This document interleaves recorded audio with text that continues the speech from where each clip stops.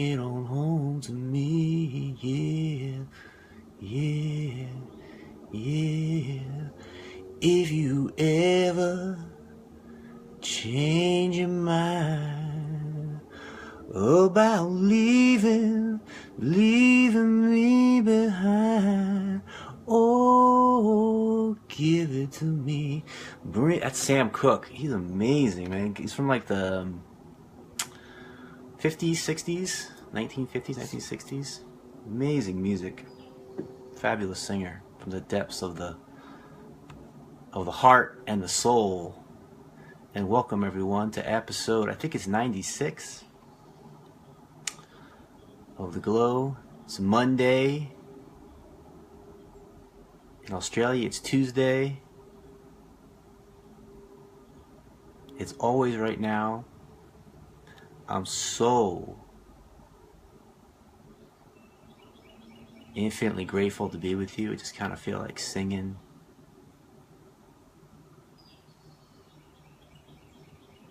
Resting in the ground of being together. When you enter, please share where you're from, where you are.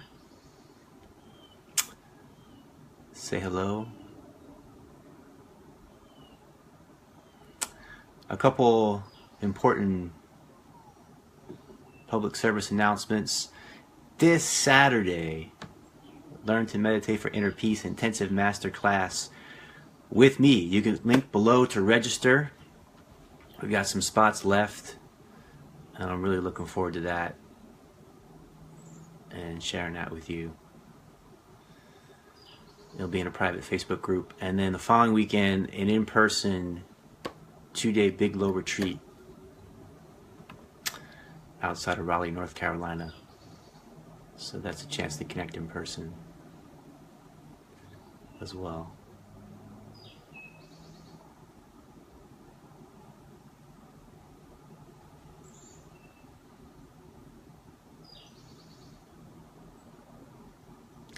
Planet Earth says hello.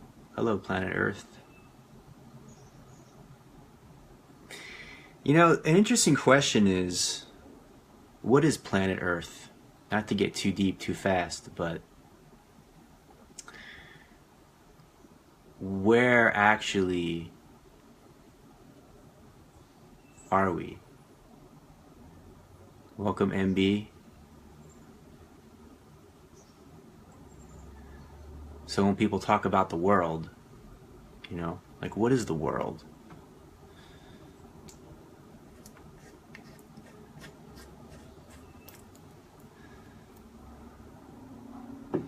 Are we sharing the same world? Do we have limiting belief systems and thought patterns that prevent us from recognizing and realizing the infinite magic, the miraculousness, the infinite field of possibility that is here right now? Slovenia, welcome. Welcome, Maja. It's so good to be together, right? To be in this field of presence together and feel it build from each time before. Like we're starting where we left off the previous time, and we just can activate so easily and effortlessly into this dynamic field of presence that's here, that's ever present. It's like we become more and more refined, clear channels for this universal creative intelligence, also known as God, Source, Spirit, to flow through us into this dimension of reality called the world. But what is the world? Is there such a thing as a world? What if there's no such thing as the world?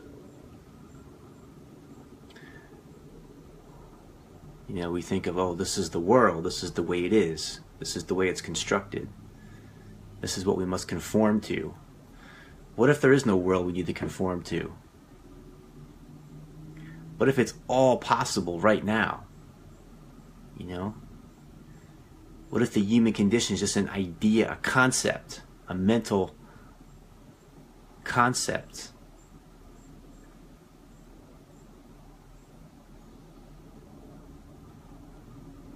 The idea of being a human is an idea that arises and falls, appears and disappears. The idea of a world arises and falls, appears and disappears. And there's an essence, an infinite essence of ourselves that is deeper than any concept of human beingness or worldliness of a human being or of a world. Right? So there's an essence of what we are, of who we are,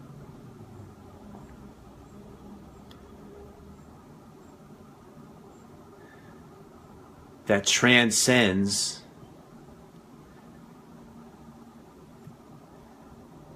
any idea, any concept, any belief, any philosophy, any religion, any spirituality, any scientific laws. There's something that is innate, that is inherent, that is the essence of who and what we are, that transcends anything and everything that arises and falls, that appears and disappears.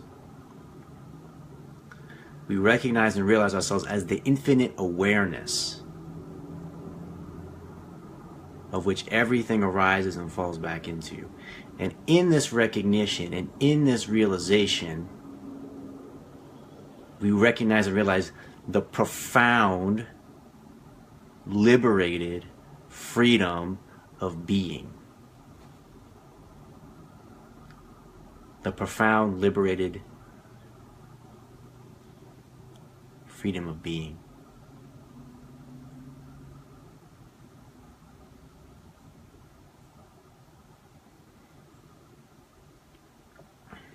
And we discover what it really truly means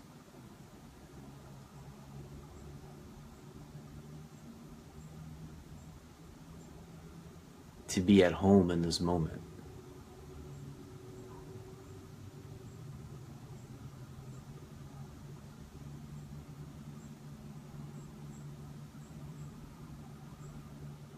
Which is not dependent upon anything else or anyone else.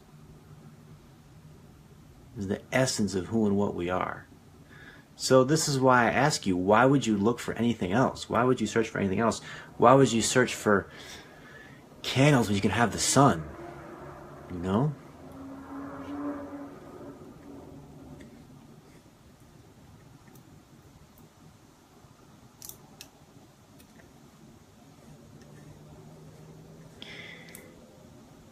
And this light of the sun, this infinite light, this unwavering, unchanging, absolute light, welcomes and embraces everything and anything. It's a bit radical and revolutionary in that way, and yet completely clear and sane.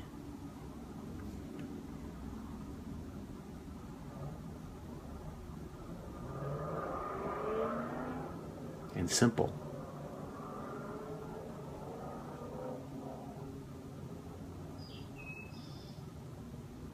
Welcome, Saeed.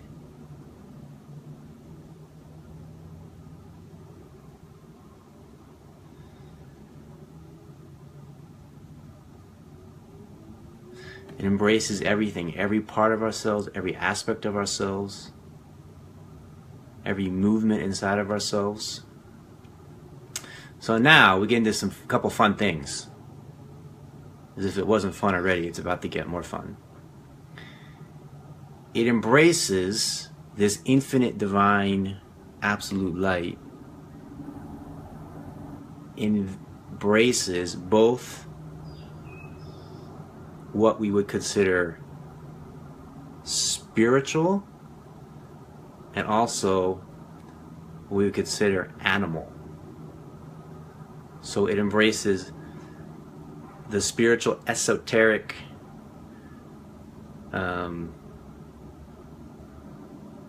ephemeral essence of ourselves. It also embraces the raw, primal, animal essence of ourselves. It embraces, it integrates both as reflections of the divine.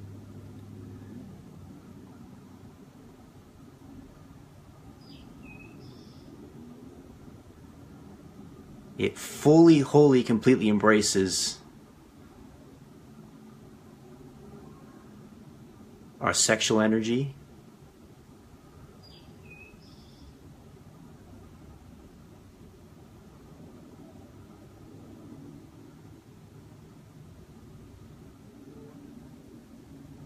our sensual energy, our emotional energy, our mental energy,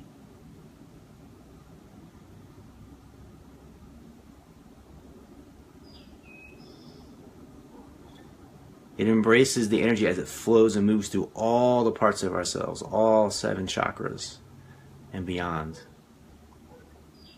So you start to become wholly, fully, and completely in love with yourself as you are. Period. You start to become wholly and fully and completely in love with yourself as you are, and as you are moment by moment. As you are moment by moment. And what becomes important, which is not what we've been taught by the religious traditions and most of the spiritual traditions, is to actually embrace the animal essence of ourselves. To embrace our sexuality, our sexual energy, which is the creative energy, which is the creative life force, which is what creates the world of form through the masculine and feminine polarity and all that we encounter and all that we see. It's where the life force is.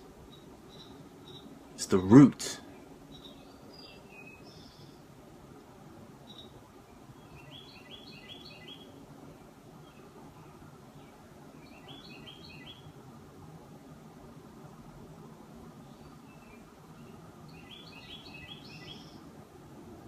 So this notion that if you repress and suppress your sexuality, your sexual energy, it's going to somehow bring you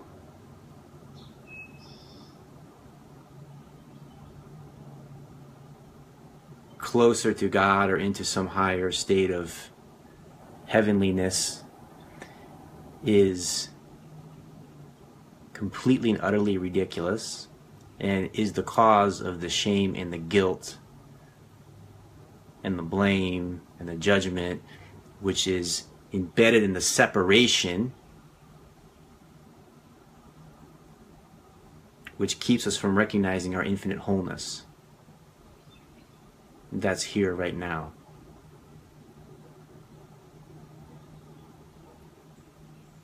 This idea that if we need to suppress and repress our animal nature is completely and utterly ridiculous and cuts off the life force, is the cause of illness and disease and a lack of passion and inspiration and hunger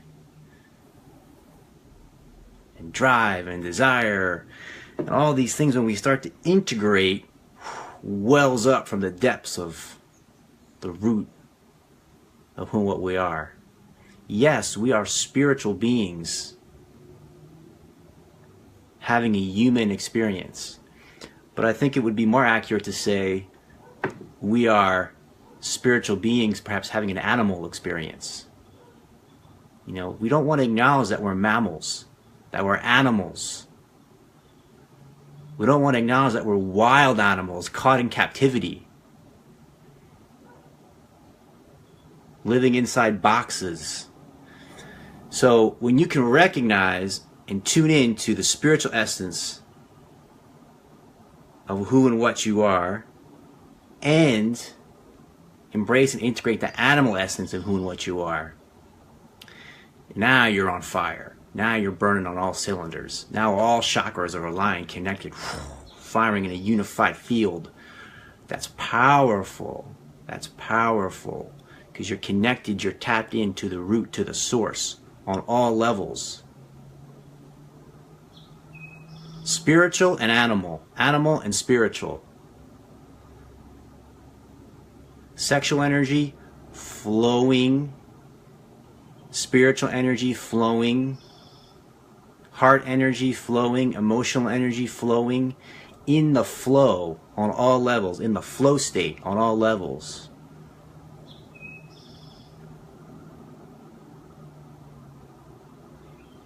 This goes beyond what the religious teachings have given us. This goes beyond what the education system's given us. This goes beyond what the cultures to this point, the predominant cultures, have given us, the society has given us. It's something that's so innate inside oneself. Through the depth of present moment awareness, you open to it, and it's so authentic and alive and vibrant and wild and beautiful and magical and miraculous and mystical and filled with infinite, imbued, imbibed, powerful love force.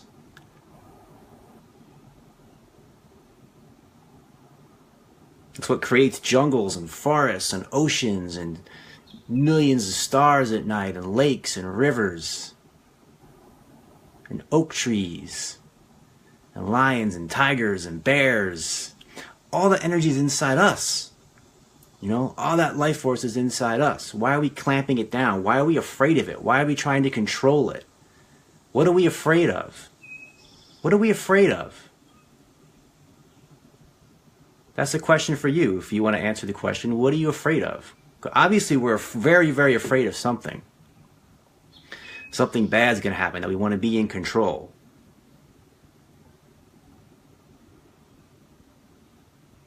You know, we want to control the movement. Clamp down the energy. You don't want to get too wild. Don't want to get too crazy. But what fun is love if it's not a little crazy, if it's not a little wild? You know? Wild magic. Crazy miracles. You know, to live in this energy. Unedited.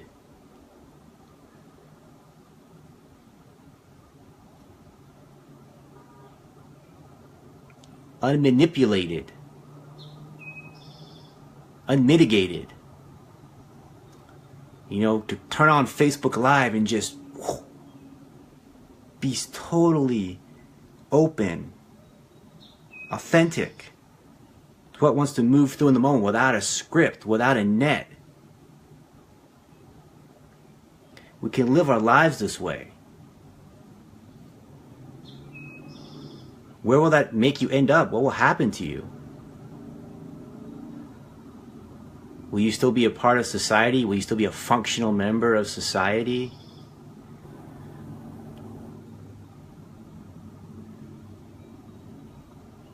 So the mind starts to try to think, try to understand, try to control. Try to know how it's going to go, how it's going to play out.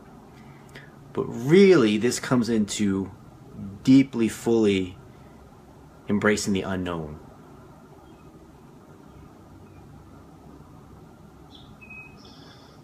Having the mind be so open, so vast, so spacious, that there's space made for what we could call the intelligence of the heart. We could call a higher intelligence.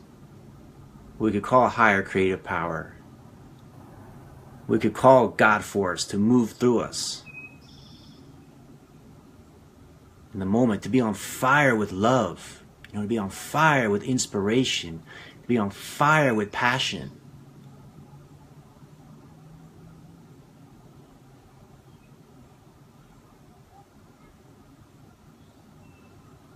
And that only happens when sexual energy is flowing, when it's moving.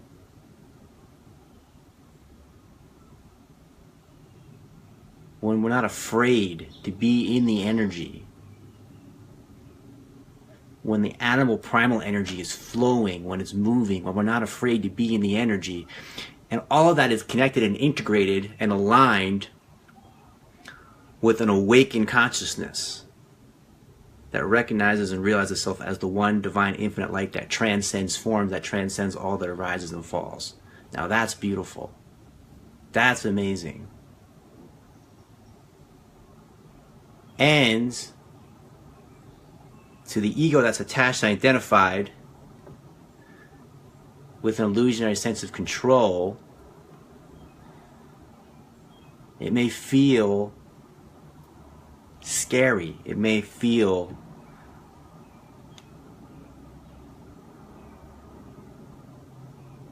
the feelings of fear, you know? But as I often say, as it says in my book, The Big Glow, anxiety and excitement are the exact same energy channeled in a different way. Anxiety and excitement are the exact same energy channeled in a different way. So why are we so afraid of being afraid? Right? I've been encouraging people to be uncomfortable. Life is so much more fun when you're uncomfortable. Life is so much more fun when you're a little bit afraid. That's where the aliveness is. The path of safety and the path of comfort is a deadening path. It's the path of a dead man, of a dead woman. It doesn't have life force. You know, it doesn't have vitality.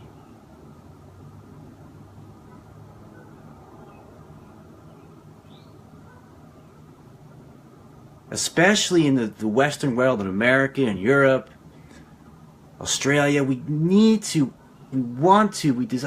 desire to embrace uncomfortability, to embrace the unknown. This need to try to control everything, deadening, and it's not going to work anyway. There's an aliveness, there's a life force, there's a passion, there's an intensity, there's a ferocity, there's a ferociousness.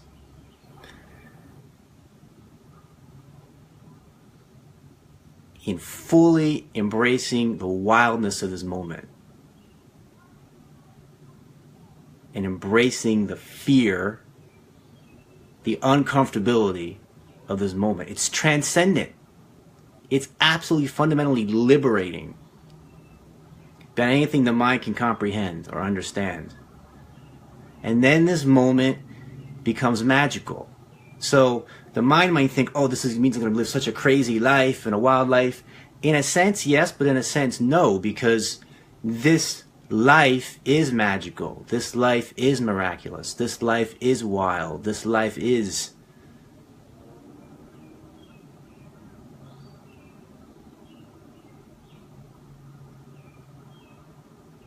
profoundly mystical. So it may just end up you're looking at the ceiling, or you're staring at a tree, or you're petting your dog, or you're reading a book to your child at night,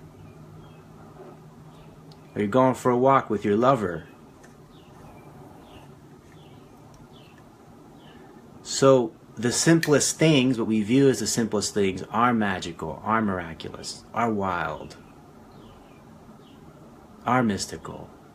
But now we become present to notice and to embrace and to integrate all these aspects of ourselves that transcend social norms, that transcends the way the mind thinks it should be or shouldn't be.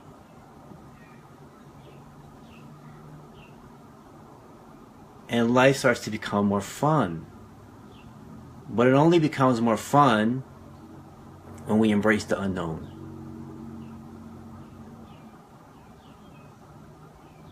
And give up this priority on being comfortable. When we push the edge.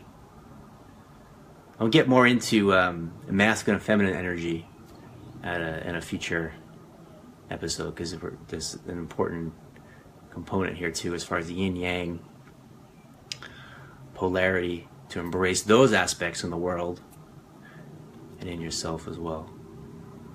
But in this moment, I would like to ask if anyone has any questions or comments.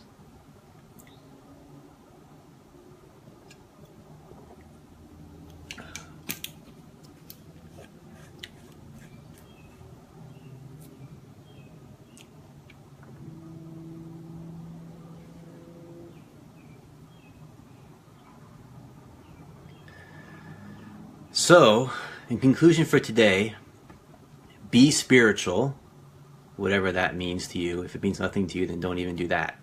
But be spiritual, and also be an animal.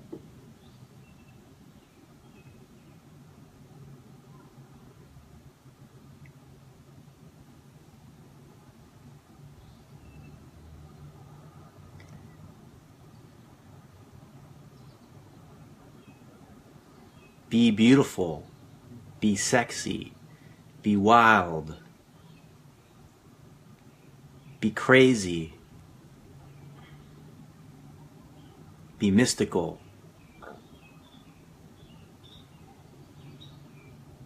be magical, be miraculous.